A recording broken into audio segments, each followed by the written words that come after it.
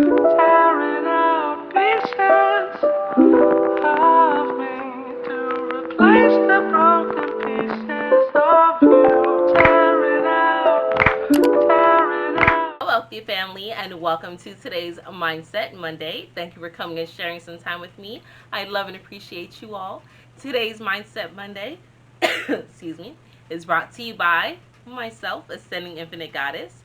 My experience that I had over the weekend, and I wanted to I was going to do a spiritual soul day and package this as like a testimony, but I was like, no, I think it'll be better as a mindset Monday, and then my emotions will be better in check because I want to make sure when I come and share with you all that the energy I'm giving you is nothing but upliftment, right? You see how the light surrounds me and dances on me? Like, look at this.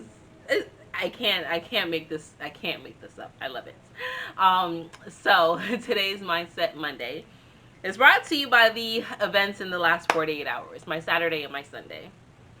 Saturday, my husband and I had an opportunity to check in with the youth of St. Petersburg. They asked us to speak at an event that they were holding for them at the Youth Alliance. It was absolutely beautiful. My husband and I were able to speak on our past experience. You know, him, I'll just give you a clip note, him growing up in the streets of Miami, right?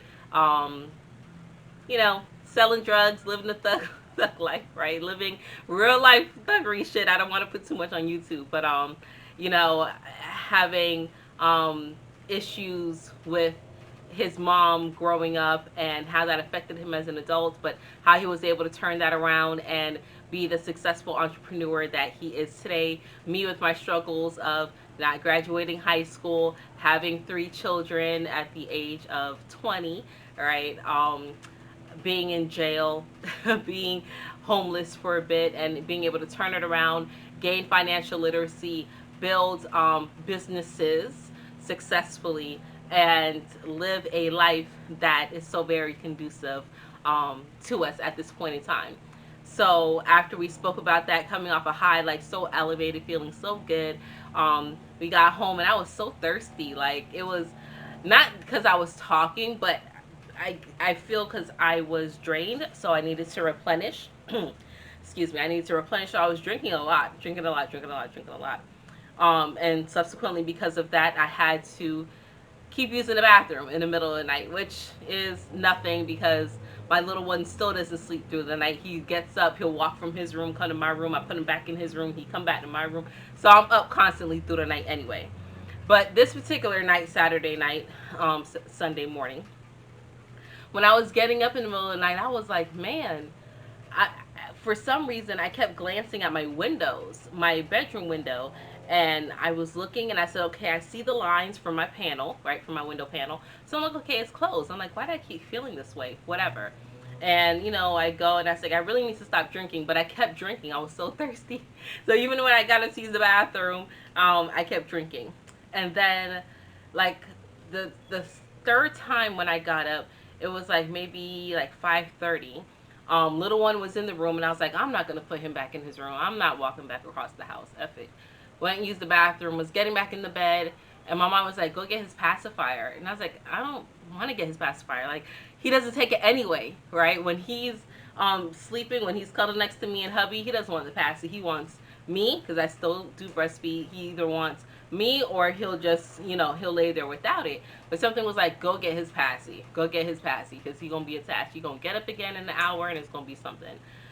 So I was like, fine. So I slept across the house, go get the baby passy, and turned off his sleep music, which I normally don't do either because his sleep music can be heard in the other teenager's room, and I like that. I want them to sleep, right? So I was like, let me turn off the sleep music anyway, whatever, because I have mine going in my room, no big deal.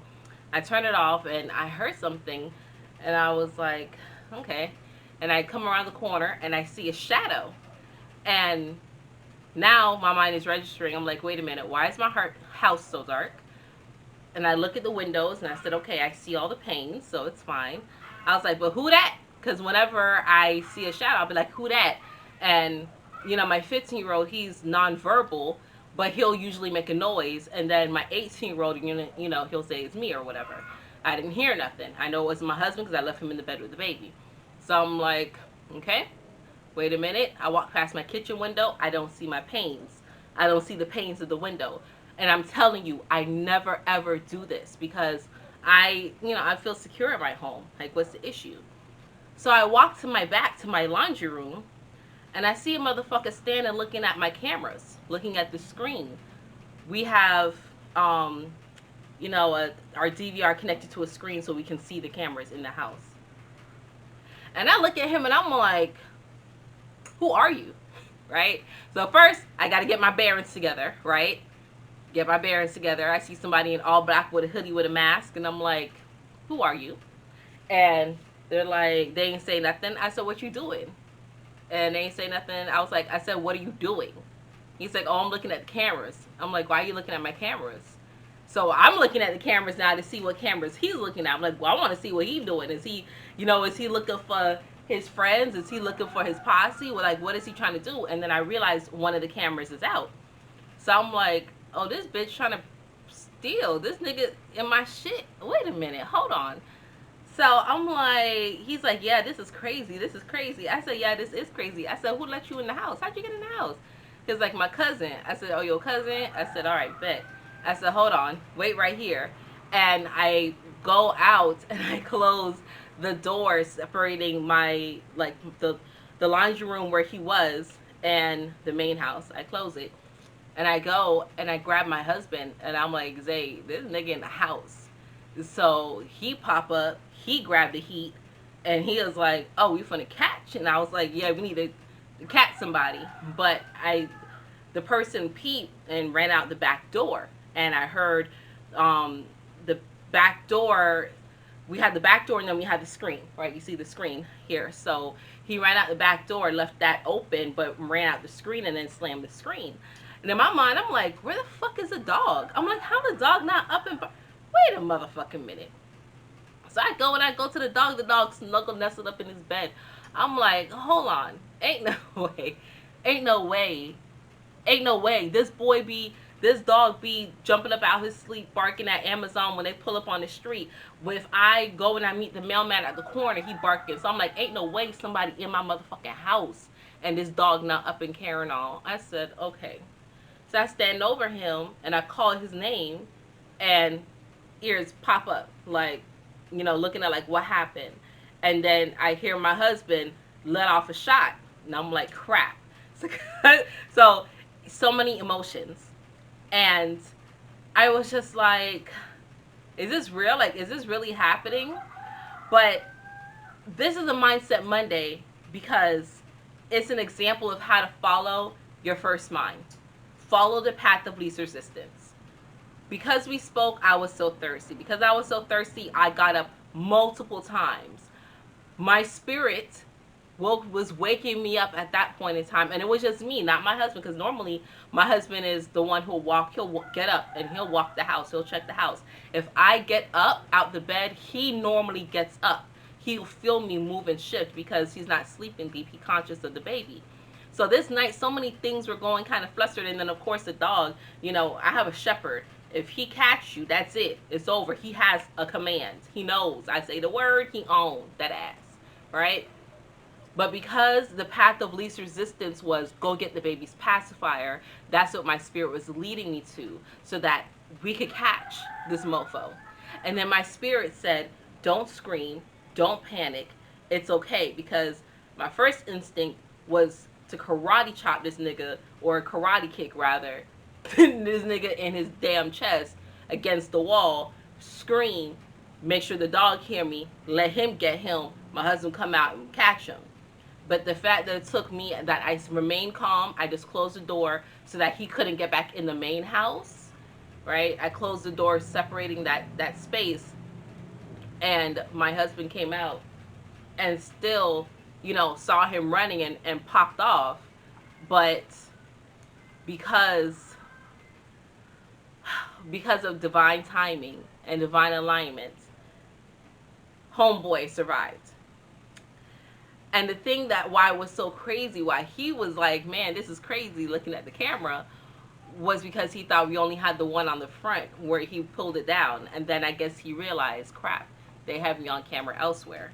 So, of course, we're going to go back and run back the footage, right? Like that commercial, flag on the play. Let's see what really happened, right? And of course, everything else was handled in a manner of which it needed to be handled. And I'm grateful that it went that way, because if things had went any other way, if I didn't follow my first mind, if I did panic, if I did succumb to fear, if I didn't know I was divinely protected, if I didn't listen to my spirit, things could have went like horrifically wrong. Nothing was taken, right? The fool ate some food. Like, it was a kid. It was a kid. And when I was having that conversation, I realized that. I felt it in my spirit. I said, oh, this is a child. Child, you're about to lose your life behind some food. Like, that's crazy. And it took everything. It took everything in me to not revert back, right? But I'm grateful for my husband's quick action, for his warrior spirit, because he was like, oh no, I'm gonna get this heat. He said, nigga, oh yeah. At the time, we don't know it's a child, right? It wasn't until later that we were able to decipher that. And then again, as I said, speaking with him, feeling it in my spirit. But we had to let it be known, like, wait a minute, you know, moving in this path of least resistance and being in the flow, this is what that means. Okay? This is what that means. And we're okay. We're fine. I'm not sharing the story, telling the story for, any type of worry. It's just to show you how everything happens for a reason. After we just came from speaking to troubled youth, some that have been in juvie for breaking and entering, some that have drug problems, some that were in gangs, some that are in or out their parents' home, and then to have something like that come and affect us, and our dog, our God, our protector, my husband, my warrior, for us to be like in a different shift. And for me, instead of doing like what I always thought I would do, but remaining calm and being cool and being in my first mind, allowed things to play out differently. So, with that being said, stay ready so you don't have to get ready. Always keep your head on the swivel, but remain cool, calm, and collected. Because if I had panicked, if I had screamed, if I had whistled for the dog, if I had said the command for him, he would have stirred about that sleep, and it would have been horrible. It would have been horrible and probably very traumatic and very scarring for myself, for my husband, and for our children. That would have been very, very bad. So I'm grateful for things being the way how they are at this current time. But know that that's quite literally what having the knowledge of your power, of being in a state of flow and being strategic means. Okay? Staying ready so we don't got to get ready. It was all in a matter of seconds, right? But knowing that things align themselves in perfect harmony. Following your path of least resistance. Because in my mind, if my mind was saying, go check the house and make sure the house is okay, no, I wouldn't have done that, because I don't feel that's me. I was like, whatever, we good, we cool, we locked all the doors, everything's fine, right? But my mind said, go get the baby's pacifier. And I was just like, okay, fine, I'm going to get the baby pacifier. I keep feeling it, right? And it leads you to one place, one thing to another, right? And then listening to my gut, knowing how fear feels, knowing how safety feels, knowing how happiness feels, knowing how anger feels, knowing how your body responds and makes you feel when you go through these emotions really helps you too. It takes a lot to understand that and understand that. And now is the time why you should be focused on you so you can deal with those emotions. Because so many times people misread rooms, people misinterpret or misunderstand things because they're just shooting off at the hip and they're not remaining cool, calm, and collected. Okay? So that is that. Excuse me. That's all I have for you today. My throat chakra cutting up anyway, but that's all I have for you today, wealthy family. I love and appreciate you all. Thank you for continuously rocking out with me. And until we connect again, stay alert, stay aware, and live in love.